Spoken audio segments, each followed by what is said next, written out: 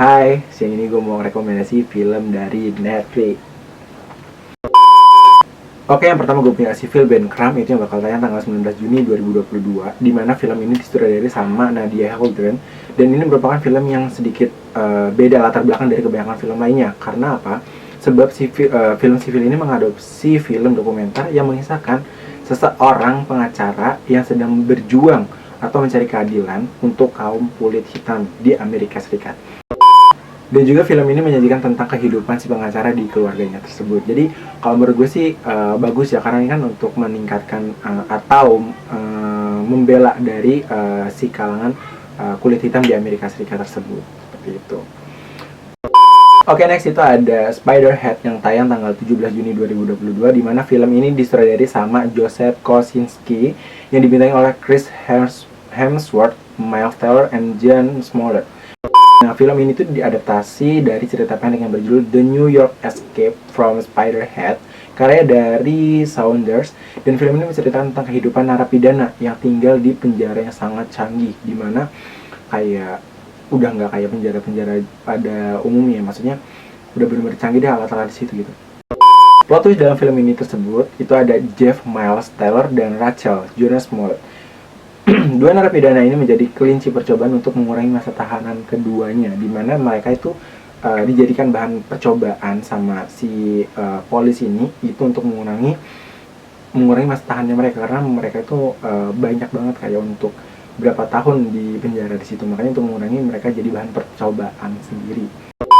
Yang ketiga itu ada Tears of Peace yang udah tayang sih tanggal 10 Juni 2022 kemarin. Di dalam film Tears of Peace ini disutradarai oleh Alana Brown, terinspirasi dari kisah nyata. Film ini itu menceritakan tentang 4 wanita yang bersembunyi selama genosida di Rwanda.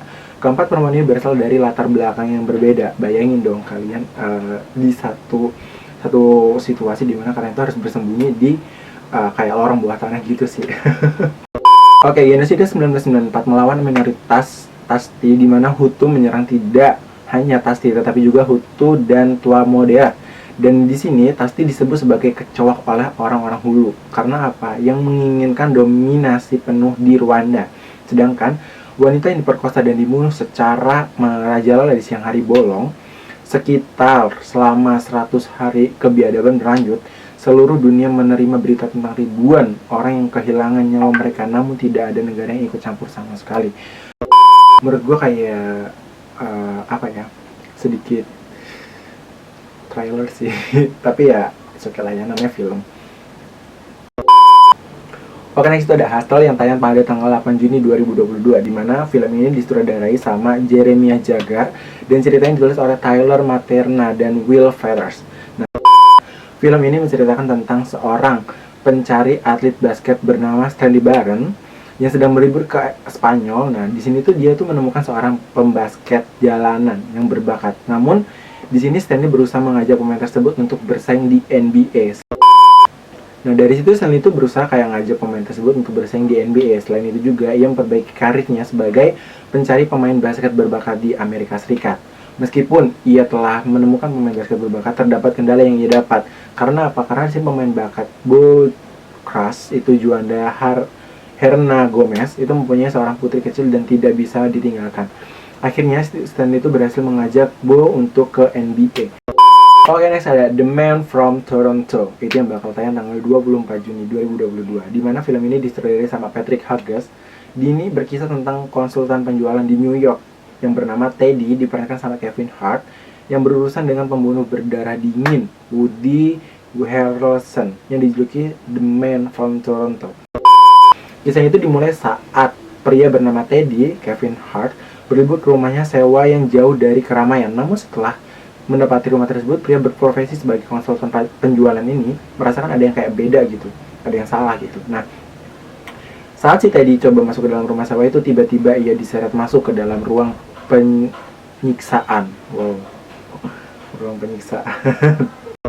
Tanpa berpikir panjang, ia kemudian berpura-pura menjadi seorang pembunuh yang berasal dari Toronto, di mana sosoknya itu tidak diketahui sama siapapun oleh siapapun itu.